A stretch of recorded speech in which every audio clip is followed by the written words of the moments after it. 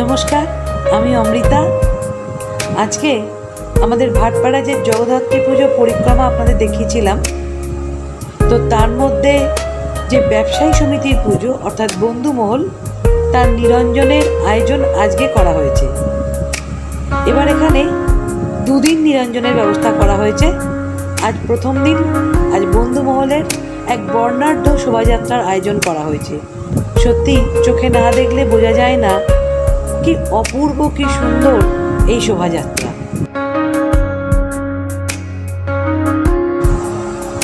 তাই ভাবলাম আজকের এই শোভাযাত্রা যদি আপনাদের সঙ্গে একটু ভাগ করে না নিই, তাহলে সত্যি একদম মন খারাপ হয়ে যেত আমার।